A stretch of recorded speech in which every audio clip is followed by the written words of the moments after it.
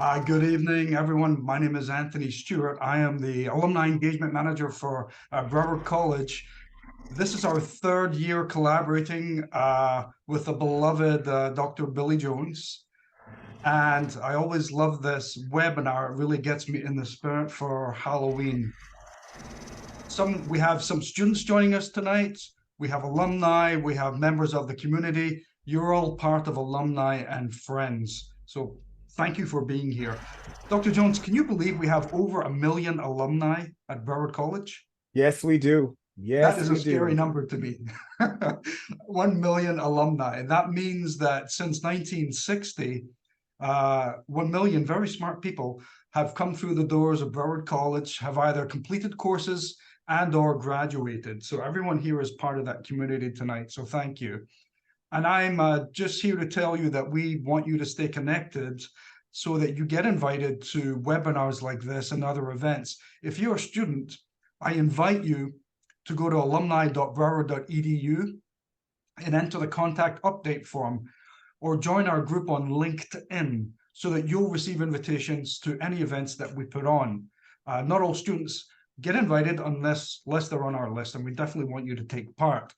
We provide experiences online, in person. For example, we have in January 25th, we have secured some discounted tickets for a night out with the Miami Heat. You're all welcome to join that. So if you go to alumni.broward.edu/events, you'll see information about that event. We also like to give visibility to our alumni and talk about the great things that they're doing. So we produce spotlights and class notes. If you're an alum and you have some news to share about where you're at in your life, let us know. Send your note to classnotes@broward.edu or alumni@broward.edu. And finally, if you sign up for our contact form, you'll also start to receive our monthly newsletter. This is where we summarize the news of the college, the alumni network, as well as any events that we have coming up, as well as different benefits open to all of you.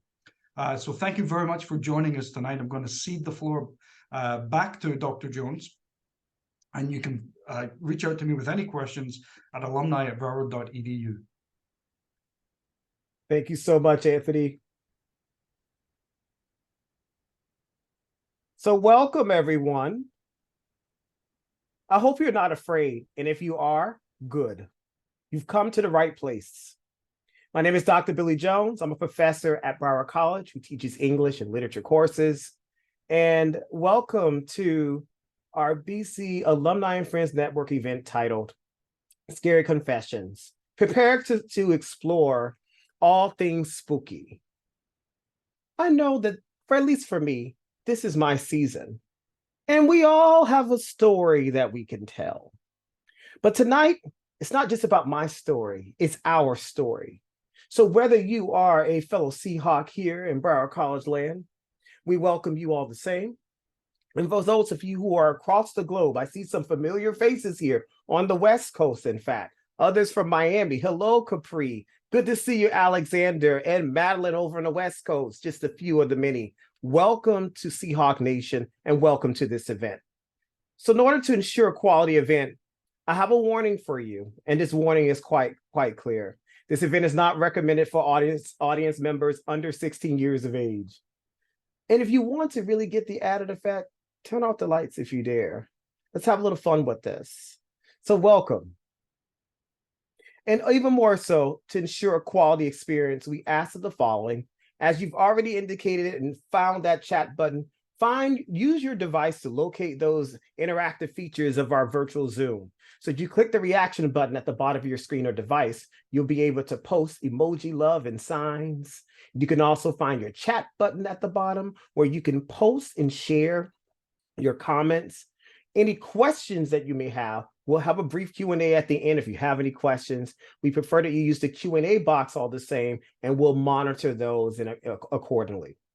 And above all, it's all about the excitement in the moment. So please, if you haven't done so already, and I know many of you have social media, go ahead and camp on to Broward College's social media. And whenever you post, whether it be on Instagram, LinkedIn, or Facebook, or TikTok, please use the hashtags that you see on the screen so that way the analytics can pick us up and see what we're vibing here in the spirit of the season. And with that, we'll go ahead and get started.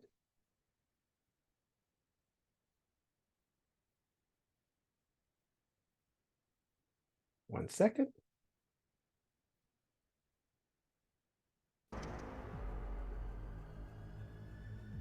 When I was a child, I always fancied at the dark corridors of my home. When the lights went off at night, all of the shadows began to play tricks on me. They began to create these visages and these creatures and these entities that I began to welcome. At first, a child's imagination is very vivid. I didn't like to sleep in an entirely pitch black room because when I did, I couldn't see anything. But even if there was a little slither of light, oh, I could see things that were different, bending, and unusual. Such things, such as the descriptions of the pictures that you're seeing. I didn't like to look under my bed. And it didn't help that I had a relative who would play evil tricks on me and try to grab my feet while I was trying to sleep, or to put a pillow on top of me, or throw some coin into the darkness. Because every child has his or her or their fears. But those fears continue as I begin to survey my landscape. The closet, just adjacent from my bed, always had this creaking sound. And whenever I would open it and peer inside with the lights on, it had all my stuff. But at night, it became a door, a portal of sorts to the creatures of the unknown. And I began to watch those creatures and make them manifest in my space and living. I know that we have our cameras and we have our toys. Even our toys at night begin to take on their own visages, such as our dolls. When we're children, we breathe life into these things. But as adults, they are just relics of our past.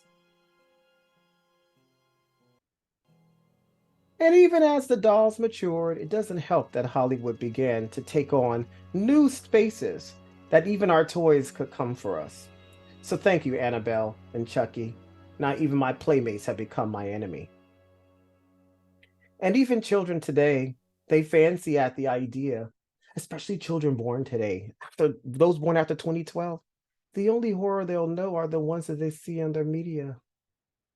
And these horror icons, such as the ones that you see here playing with this child on the screen, are reminders of the classic past. And then there are others who may think that, well, our loved ones may still be among us. So we find means or ways in which we engage. And our Ouija boards and our other communing tactics begin to play an option. They're almost like our telephone to the spirit world. I fancied with one, and I swear I'll never do it again. But even contended spaces, abandoned offices, buildings, every town has one. And these spaces become great edifices for the dark and the things that lurk beyond our understanding. These spaces begin to take on their own story. They become their own identities. Have you ever been at home alone during the day or night? You're probably used to it. But I know when I'm home, I can hear the house settling. I hear certain noises, and it's not just the air conditioner. I realize maybe it's just my imagination because I have a creative one. Or maybe, just maybe, there's something there beyond my human understanding. Should I go look? Or do I stand my ground and stay in space? And then there's always Mother Nature. Thank you, Mother Nature, for all the beautiful gifts you've given us, including our dark woods. How many of you have gone camping before? Have you gone camping? Ah, so camping is a great opportunity. I've been camping a couple times myself. But even in the camping in the woods, isn't it amazing how nature and at night there is a whole new life? And so whether it be our woods for our camping trips or just for our photography, I think nature provides a great landscape for pictures. But also at night, when we're at those campfires and we're telling those stories, The best places to tell these scary stories can sometimes be around a campfire. But once the embers burn out and we all retire to our tents, then Mother Nature takes her course, and perhaps something more that we don't understand. And today we have car camping. I've watched many YouTube channels that indicate to me and share with me that some folks have had some uncanny experiences while car camping. It's become a new trend. So these spaces, like the woods, even our cars, can also be our only protection from the unknown. And then, if we're lucky enough to at least live and see another scene of the scary movie, maybe we may have to run for our lives and retreat somewhere. Or maybe we just prefer to retreat because we need the vacation and we go to these remote spaces and cabins that are located in the middle of nowhere. Well, even out there, what if something were to happen in that one moment of retreat or refuse or recluse? Just one moment. Or, as a child, Macaulay Culkin reminded us again and again that being home alone is not so fun when you're a kid. And even though when adults are around, we have our protection. But sometimes, as adults, we're glutton for fear. We'll watch those movies on Netflix or those other spaces. Why do we go and search for fear? And then fear has these other strange cousins. We call them death. We call them vengeance. We call them grief. We call them suffrage. We call them the mother of horror. All of these creatures are part of who we are. Some would say there are fight or flight symptoms. They allow us to escape. Others would say that, well, maybe, just maybe, we're not meant to.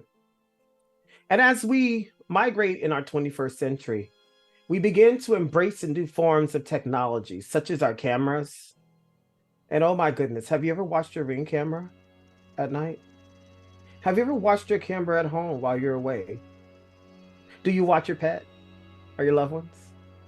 Or are you just nervous enough, or brave enough, I should say, to take a look or peek in the middle of the night, let's say at the witching hour at 3 a.m. Watch your driveway or outside and see what you see. What you see on screen is an actual capture of someone of what they saw back in 2022 on their Ring camera in the middle of the night. And I don't like clowns. These clowns and these other icons and relics. Whoever said that clowns were cool? I've always found clowns very creepy, especially if they're on my Ring camera. But at the end of the day, as a child, we're all surrendering to our fears, and they come and manifest in different forms. We're always told not to answer the door. I was a latchkey kid. Don't go home, and you're home alone, and don't open that door, and don't answer or talk to strangers on your way. And when you get home, you need to do X, Y, and Z. But don't look out, especially if it's too dark at night. Because if you look out, maybe you'll be afraid to see what you may truly see. And there's no mom or dad to save you. The shadows play all kinds of games on us. So do our movies and our technologies. Folks, we all have a scary confession, whether real or fictitious, which is what brings us together tonight. The fact is, in the spirit of Halloween season, one of the things that I enjoy so most is sharing these stories. And tonight we invite you to share your scary confessions. And to do that, there are going to be a couple ways in which we're going to engage with that. But before I should share this, one of the scariest things for me is being at work late at night or in my office working. Yeah, I can get my best work done, but it's interesting at some points, at least in my building where I work, the lights go off when there's no movement. There are automatic sensors and things begin to, move or not move. And then I have to get up and turn those lights on, and I look out my window to my left and can almost count the number of steps to my car. Will I make it? It's nothing worse than being scared while at work. The truth is, everyone is scary. It has heard, or a scary story has heard one before. It's fine to listen or read about them, folks, until you become the star of the show. And today, in fact, I invite all of you now for a time to confess a scary story or tale or so. And to do so, we're going to do it using a couple of the features that you see inside of our chat. Some of you are already dropping things in the chat. I would like for you to drop your lines there. And others, if you'd like to speak, you can raise your hand by hitting that reaction button. We're going to give you a 2-minute count where you can share your interesting story. And at the very end, if you have any questions, drop them in the Q&A feature as we've shared earlier. So that way we can get back to you. Can't wait to hear what you have to say and your questions. But I'll start off in the tradition and I'll tell you a quick story. This story is a very true story. And I don't know if it's scary, it's just weird. Have you ever had those moments in your life when you just felt that maybe something wasn't right or sitting in your spirit? This is what I felt when I decided to go with my colleague, Merlene, she and I were colleagues at the time in another institution. And at the time I drove a black Xterra. I love that car. And I had enough room in the back to tote some items that she wanted to pick up for donation for her local church. So I agreed to ride with her, and off we go on the turnpike toward her friend's house. So we get to Maria's house. When we get to the door, Maria was so kind. But before I got out of the car, I remember looking at the fence where I parked, and I noticed that the fence had a little weird dent in it. So I said, well, let me back up a bit because I don't want her to think I hit her fence. But I did notice, I said, wow, that fence it's a little odd dent, but I let it go. We go to her door, Maria. She was a widow and she lived alone. And she invited us in. The moment I walked in her house, I felt extremely faint. Something was wrong. I didn't know what it was.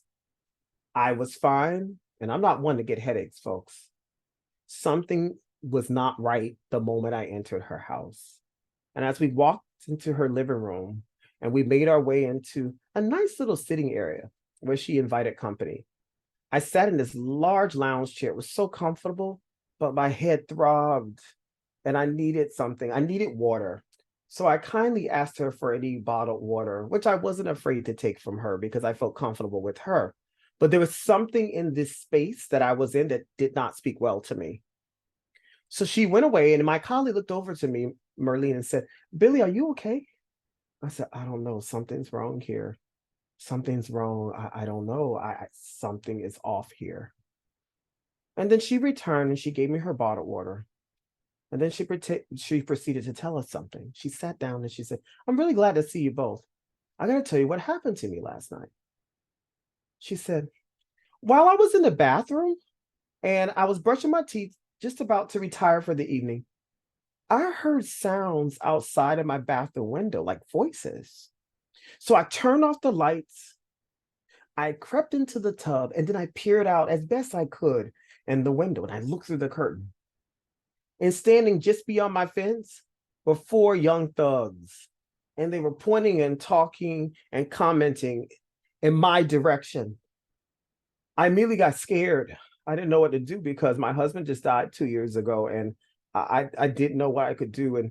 And so I cowered down and I just stayed. I stayed in silence for just a moment in the tub, in the shower, hoping that this issue would go away.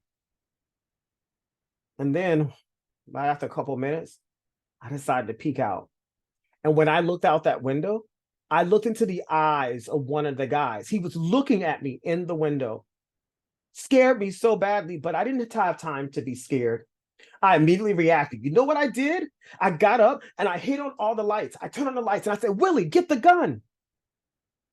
As you know, Merlene, my husband is dead. So as I turned on the lights, one of them broke out of the fence. They all took off. And come here. Let me show you. Come here. So we got up and walked up back to her porch. And she said, you see where your car is? Where the fence is?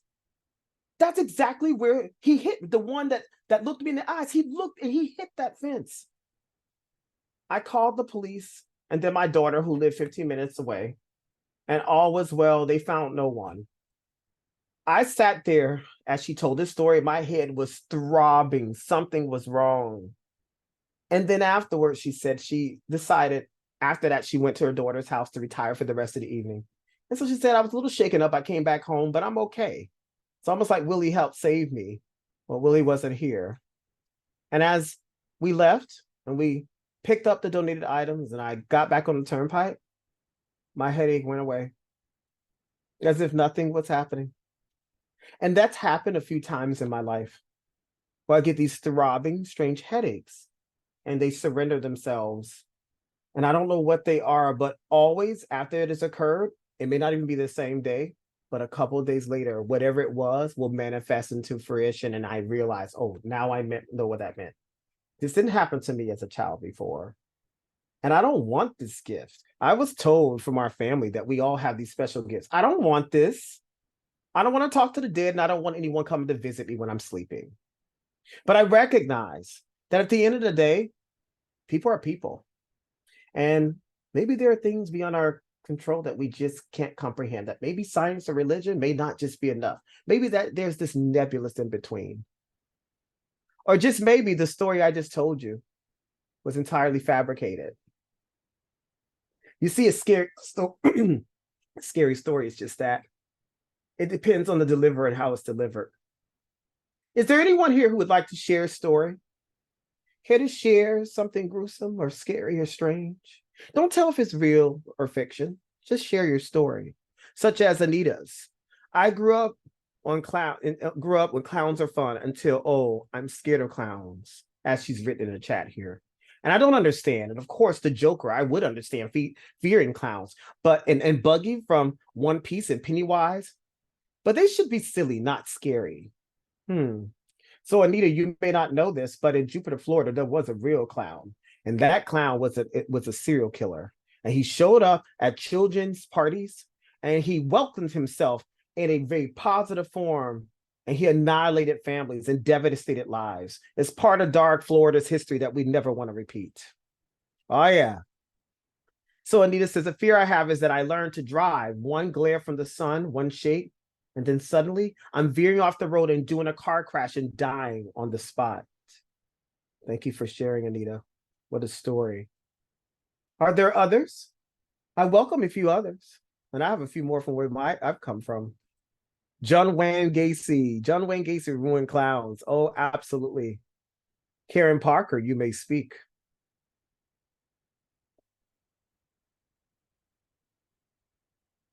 Hold on one second.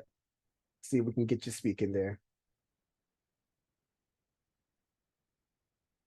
Karen, can you hear me? There you Hello? go. Yes. You told me to turn off the lights, so I have the lights off, so I don't know if you can see me. I can.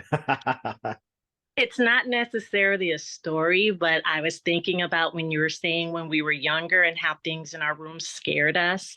When I was a child, I had a bunch of stuffed animals, and every night when I went to bed, I would line them up around me because I could have sworn when I was sleeping, I saw creepy things come into my room, and the little stuffed animals that were surrounding me, they protected me. And if I woke up in the middle of the night and one of them were on the floor, I had to bravely get up, pick it up, and put it back in its spot.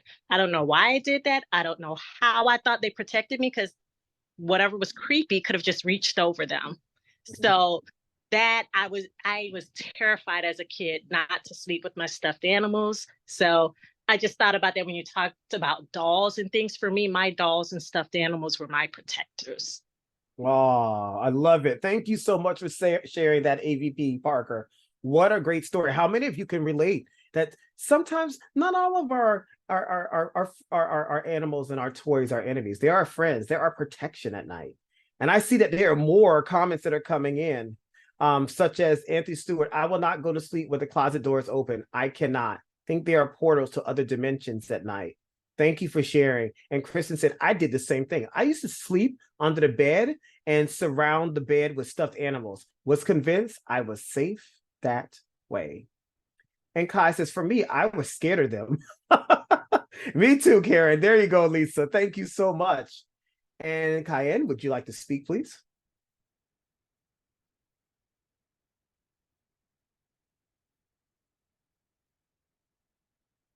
You may unmute your mic.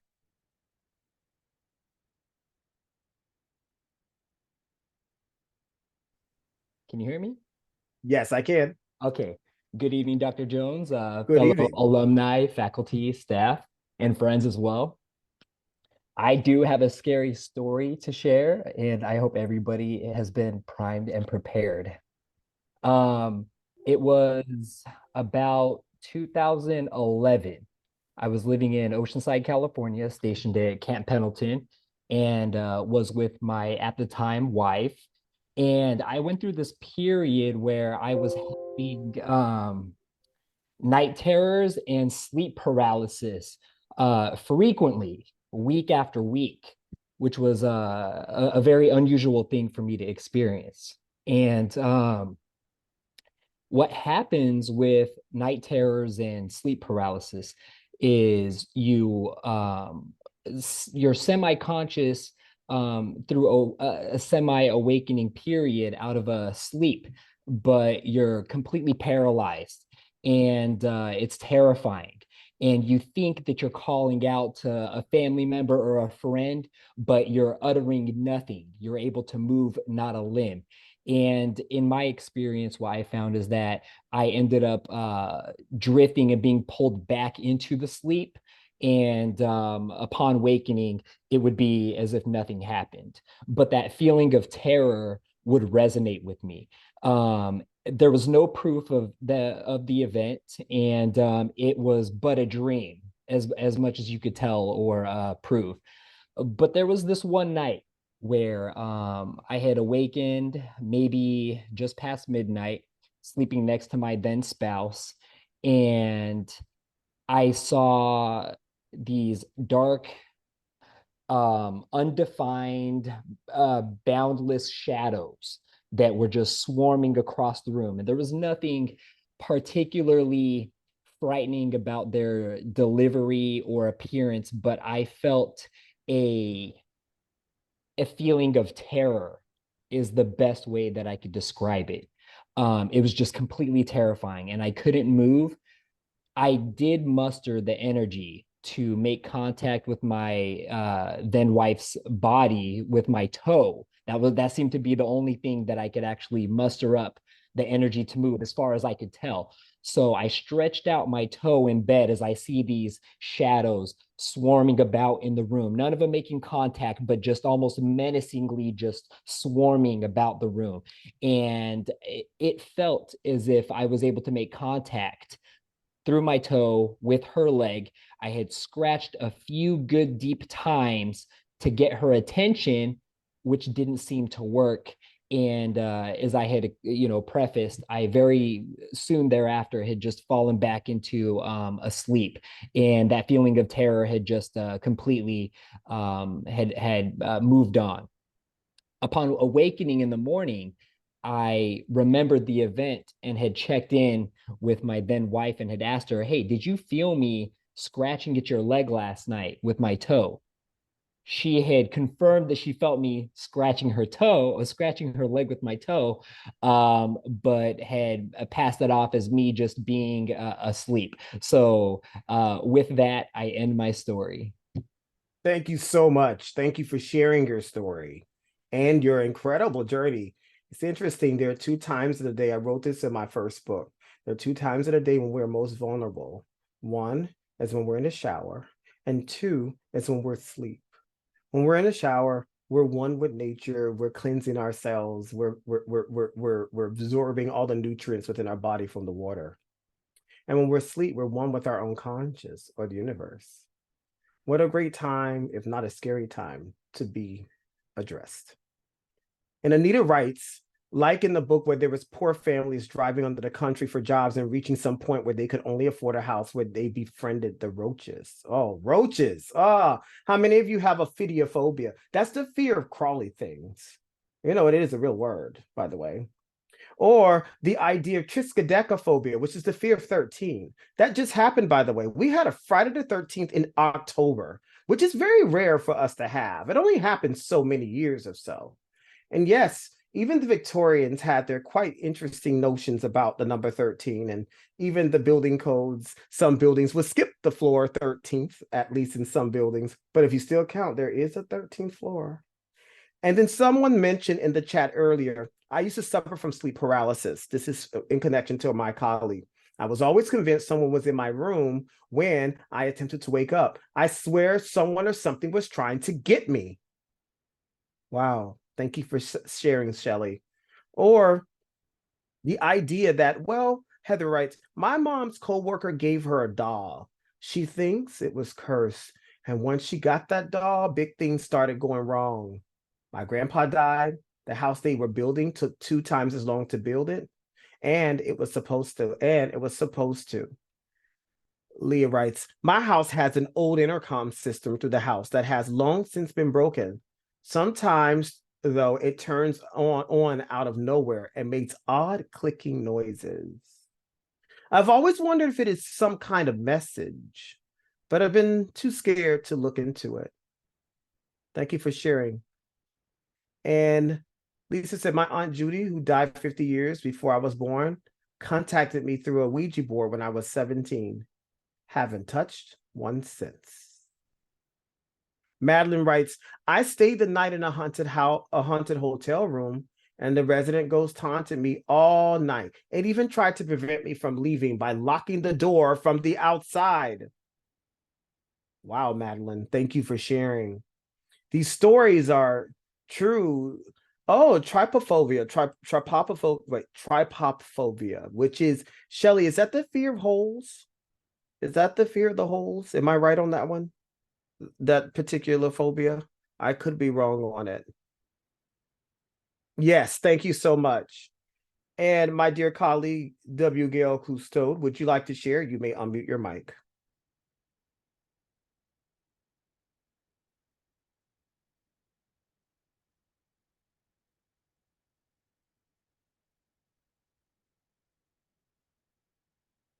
Let's see if we got, did we lose our colleague?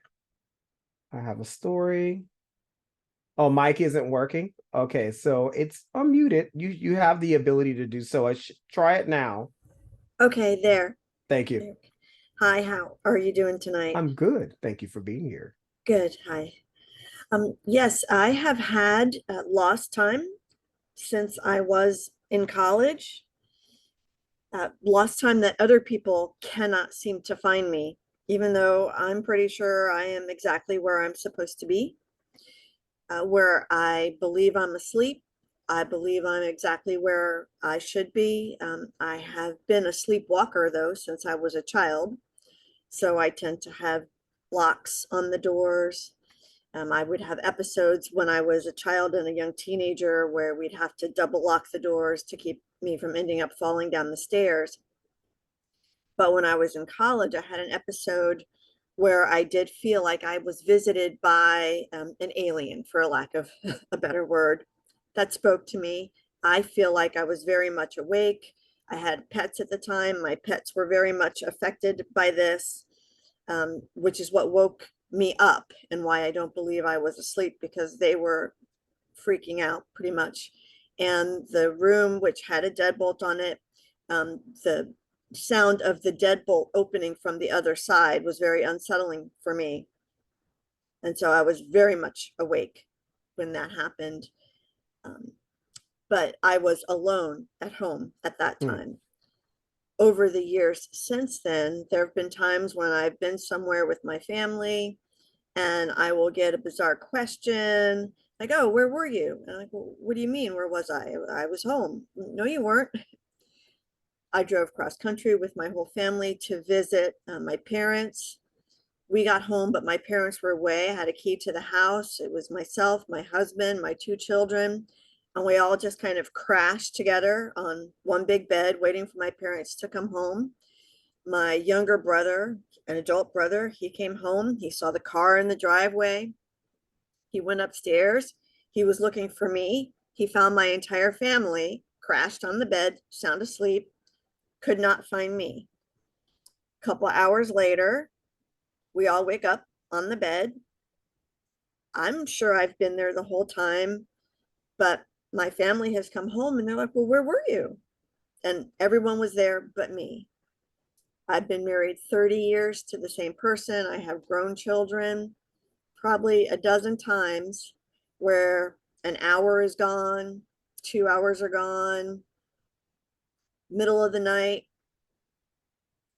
I'm not out of the house. We have cameras and everything, but I'm also not in the house.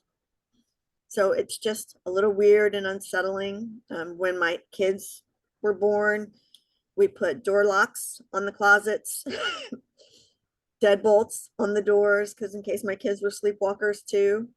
barriers at the top of the stairs because I didn't want them tumbling down the stairs. It's just been very bizarre. In almost 40 years, no one's ever been able to explain exactly where I am or where I am not. Thank you for sharing your story. What an incredible story. Thank you so much. And Priscilla writes in our chat, when I first moved into my house, I immediately felt like I and my family weren't the only ones to take up residence there. To this day, I'm still convinced. Every now and again, different people in the house hear a little girl playing upstairs. And this little girl I know is not my daughter. Thank you, Priscilla, for your comment. And there are a couple other comments that are coming in. Colleagues, Kai, who mentions, I sleepwalk. And I see another, Kristen writes, there are also hypnagogic and hypnopompic hallucinations when falling asleep or waking up. That can be pretty trippy or freaky. Oh, yes, they can. Shelley also writes, a long time ago, around the age of 10 or 11, my older brother used to sleepwalk. Well, my dear brother was standing over me with a pair of scissors one night. Thank you, Shelley, for sharing that story. Oh, wow, that was amazing. And Capri, I see your hand. You may speak.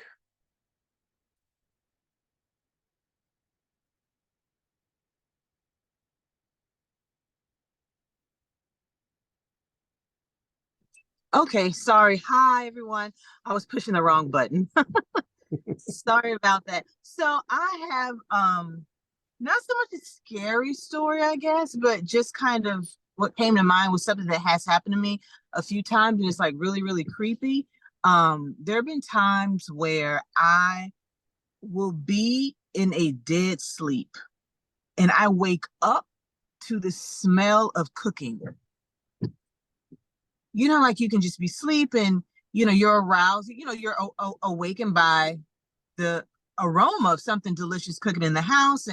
And this has happened to me a few times. And every time I do it, I get up and I'm like, wow, it smells delicious in the house, or somebody in the neighborhood is barbecuing, and there is no food cooked anywhere. And I smell it so strong. I'm going through the house. I'm asking people like, hey, what's for dinner? What are we eating? Like, what do we have? And they're like, no, we're not cooking anything. I'm like, you don't smell that? I mean, like big Sunday dinners, like Thanksgiving feasts. I smell it like it is so real to me. And it's not even like I smell like you wake up and like, oh, you realize you're dreaming. Like I can still smell it while I am awake and walking through the house. Nobody smells anything. So strong to the point that it happened one time. I went into the kitchen and like literally put my hand like on a toaster of it. I'm like, this has to be warm. Like somebody just used this. No, no one's used it. No one's cooking. No one, nothing. And I just don't understand who is cooking and why am I the only one that smells this? And it's happened a few times. I don't know why that is, but it's just very bizarre. So that was my only unusual or strange incident. Thank you so much for sharing. You see, our homes, everyone, thank you so much, Capri. Our homes are our sanctuaries. But it's interesting how not all the things that could scare us do we see them. They also evoke the other human senses, such as our smell, our auditory senses as well, our tactile senses, the fact that we could touch or feel things. So it's fascinating, and we appreciate all of this feedback. Many of your stories are gripping me. Anaya writes, the scariest thing that happened to me was when I was a child and cut the hair off a toy doll, marked the face, and threw the doll into the closet before going to bed. In the middle of the night, I needed to use the restroom, and I noticed the closet door open and the doll in the center of the floor. Wow. Talk about revenge. Be very careful how we treat our toys. They become just like our pets, our second family. I have one to share, a very interesting one. When my cat, I was sharing with my colleagues before this event started, that December 6, 2021, my cat, our family cat, passed away after 14 years of life.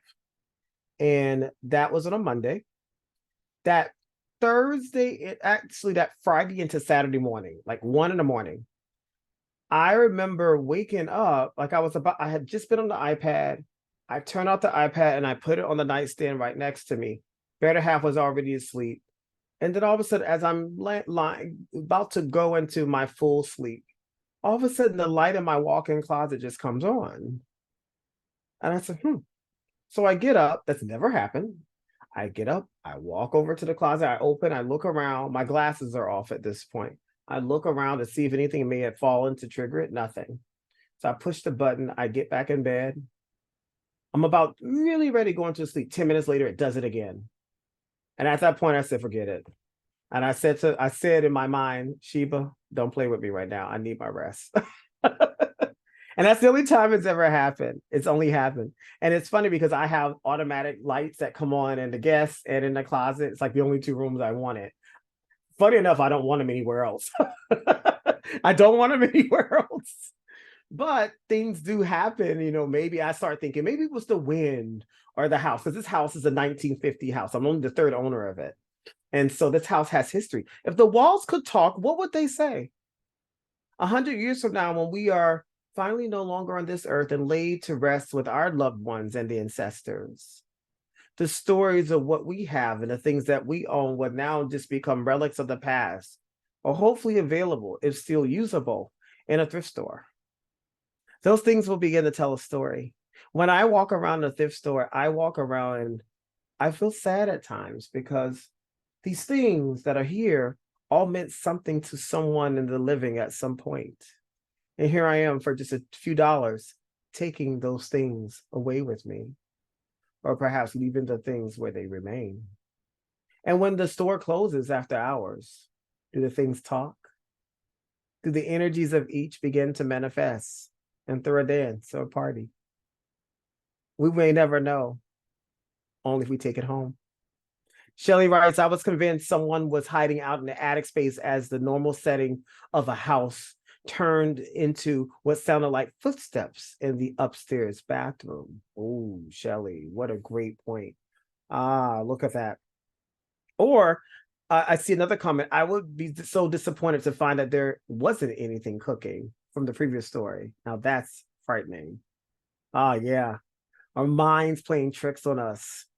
I think it's interesting to say that you don't have to be a believer of things. You just know what you know and you experience what you experience. I always share with others. I know what these 4 eyes have seen. I know what I know and I feel what I feel.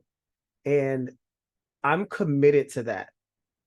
But is there something that wants to reach out to me and share with me? I don't know. I don't know if it should. And I don't know, even as I mature, is this gift that I have sharpening itself in a certain way? That there's something out there that wants to speak to me. I don't know. But folks, our scary season is here. And whether you are an avid fan of the season or you just like a good story, I think it's inevitable to say that fear is part of our DNA. We need it. It's part of our survival mechanism. It keeps us safe. It keeps us from harm. And it also lets us protect ourselves. And whether you live alone, does anyone here live alone? Has anyone ever lived alone and you lived solo? I think a few of you may have. I know I did. And having lived alone at some point in my life, I will tell you at first, I was so used to living in a house with so many people that all of a sudden it just became me. And I realized at that point, oh, wow, the utter silence of being solo. I began to embrace it, but at first it freaked me out.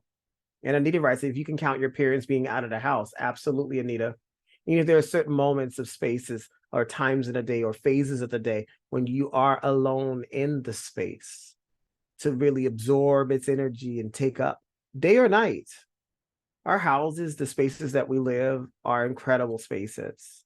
Even your backyards. Have you ever been outside of your backyard or walked around your apartment complex at night? Have you been out, whether you're walking the dog or just taking a walk? There's so much happening at night. Some say the creeps, the creatures, the freaks come out at night. Well, you're walking among them. And Anthony writes, when I lived alone, noises, I heard it in the light of day, were amplified and more potentially malevolent at night. That's very interesting. And Shelley says, are our protectors, our parents, ever afraid to be home alone as well? It's a very good question, Shelley. You know, I asked that question to my grandmother recently. I wanted to know. I said, my grandfather passed away in the house in which he built. This happened 4 years ago. And I asked her recently, I said, is there ever times that you feel him and know? Because, you know, it's common, it's, you know, according to information that I've researched, the most common places that we are to pass are in the hospital or at home, right? And my father passed away at home. My grandfather passed away in his home. And I realize now, like, wow, I've been in those homes. I've been in those spaces, the exact spaces where they took their last breaths. And I asked her, have you seen anything? And she said, no, I haven't seen anything. But she said, one night, it's like a year after he had passed, she said, I got up in the middle of the night to go to the restroom. And he died in their bedroom, in their master bedroom, and the bathroom. And she said, I got up to go use the restroom. And I wiped, as I sat on the side of the bed and I looked over it, I thought I saw Pop standing there. It was so beautiful to hear her say that. And then she said, I wiped my eyes again and it was nothing. And she said, that was all. She said, even there was a dream one time. She had a dream where he hugged her and apologized to her for wrongs of the past. It's interesting because he's no longer here. But I remember right before he passed, 6 months before, he started showing us all like funeral plots. He had bought a funeral mausoleum for me and my grandmother. And I would ask him, is there anything you want to tell me? And he said, no, I just want you to know. And he would always say, don't let them get the house. And I said, what does that mean? Who are these they? And that still resonates with me to this day. And so rest in peace, Pop, but don't come visit. Karen writes, my father passed away at home too, and my mom said she would love to be able to see him come back to visit. It's a beautiful story, especially when, you know, I debated this with my students earlier today. Does true love ever die? As we were reading Christina Rossetti, and AVP Parker knows this as an English professor. We were reading Christina Rossetti's Poor Ghosts. And I remember asking them, you know, telling my students, you know, it's a conversation, the poem is about two ghosts. Does true love ever die? Or does once death arrives, that's it? And Ifeoluwa writes, it was a Monday night and rain was falling heavily and the lights were dimmed. I first entered a stall and there was no tissue. So I came out to go to the next, and all of a sudden the door opened slowly and closed slowly. And there was no breeze inside because the space was enclosed. I took my bag and I left. I said, nope, I'm a pee at home. Oh yeah.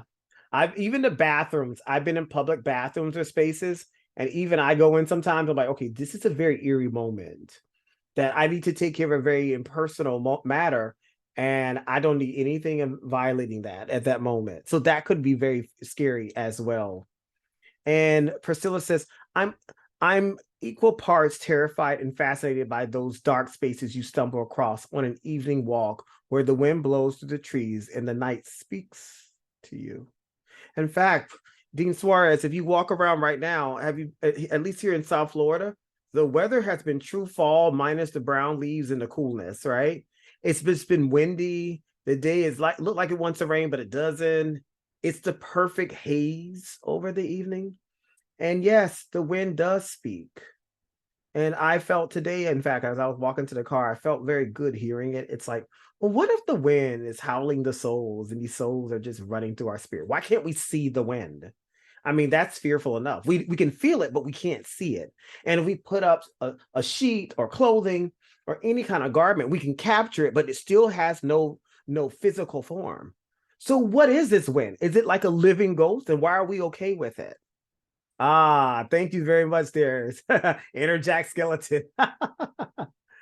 And so, colleagues, and students alike, I appreciate your sharing these interesting stories. You know, I think that all of these stories that you share are part of our understanding. It's okay to be afraid. Do you agree? It's okay to be afraid. It's okay to have those moments where, maybe we don't need to know the answer to everything. Because you got to be careful what you look for. You just might get it. Anita writes, speaking of, why is the poem all A's? What's the significance behind the poem structure all AAA? Was it just because the thing? So Anita's bringing up the poem Christina Rossetti, the repetition of the sound. And, I come back to you with dripping, drenching dew. You knows the old, while I know the new. But tomorrow you shall know this too. The deceased lover, comes back for her mourning loved husband. And the repetitious sound in that poem was boom, boom, boom, boom. Just like the thumping of sounds, the auditory imagery that only Edgar Allan Poe could make, and some of the other kings and queens of scaredom. You see, the fact is the sounds that we hear and the rummaging spirits. I mean, spirits make all kind of noises, and sometimes, yes, Kaya, it's alliteration, dripping, drenching dew, right? But sometimes some ghosts could be playful, like poltergeists. Ever encountered one? A playful ghost who wants to turn on lights and turn off lights, move things and touch things. Ah, yeah, they're real. And that movie, Poltergeist, did not help. It's one of the movies to me, of all the movies I've seen in my childhood, that still resonates with me in such a scary way. I don't want to watch it again and again, but there's so many little golden nuggets in that film that you should be aware of. If you study the film carefully, you can see all of these other props that are placed in the set that give indications of the period in which the film was made, such as the book that the family was reading or the cars that they were driving. It's quite interesting. And other things that are coming, I thought it was AABB. Yes, it was. It actually was AAABBBBCCCC, a repetitious, persistent sound, intentionally meant to irritate the living, just like he did in the ghost did in the poem, Anita. And the more, Jason or Freddy, these slasher films are quite interesting. I always find that I tell my students every day, I said, you all would be great victims for a slasher film. But if I look at the tropes of all these movies, there's so many tropes available. There's so many sub-tropes as well. And now as horror is taking on a new form, it's beginning to really help us identify what new stories that are yet to be told. Like the Mesa brothers who live right here in Miami. We're beginning to tell stories about, well, what is it like to be an immigrant in Miami or in Mexico? And have your own stories.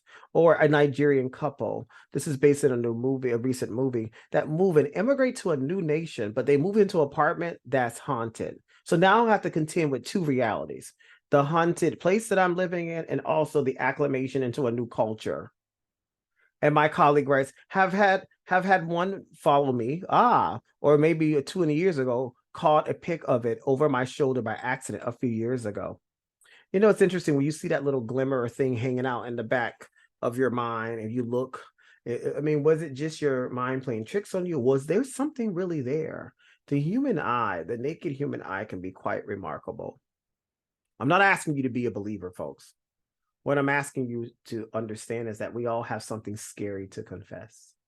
And it's okay to be scared. It's okay to be real, because, in the horror world, as a horror writer and podcaster, I'm in a space where horror embraces everybody. Doesn't matter where you come from. We all have a story to tell.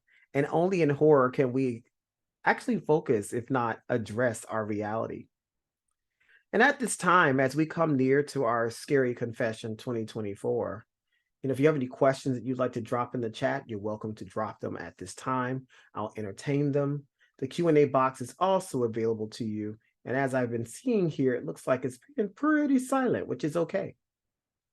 But before that, as you're dropping those questions or considering, I need to take a special moment to thank my dear colleagues for this continuous collaboration.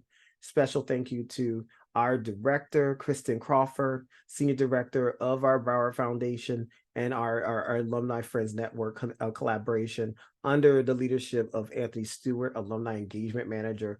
Events like this matter. I can't speak of the importance of you participating in what we offer, Seahawks. And remember, not only are alumni, and some of you are here today, we're part of this experience. We want you to camp on and to participate in our other events that are happening year-round. Seahawk Nation is doing it big via our BC Alumni and Friends Network. But collaborations like this matter.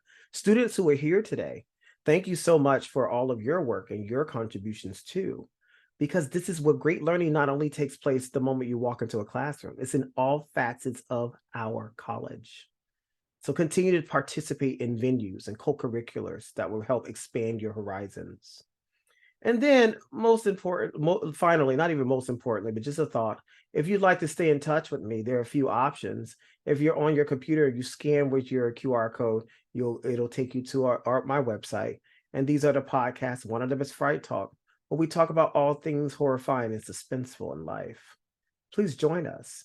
And everyday folks, there are a few great folks who are here. Props to those authors who are here, like my colleague Madeline. Come and join us. Join us and share your stories. And you can follow me on social media via Instagram and also on LinkedIn as well, too. But lastly, if I don't see you next week, October 31st is coming. I thank you for all of the insights that you provided in the chat line. This was a very interesting moment. Even though we go back to our lives and our spaces, we're a little better from having known each other for just a moment. It was okay for being in this space and confessing your fears. Thank you so much, everyone. I hope you enjoyed this. This was such fun. May you have a great weekend and rest of your week, and happy Halloween. Take care.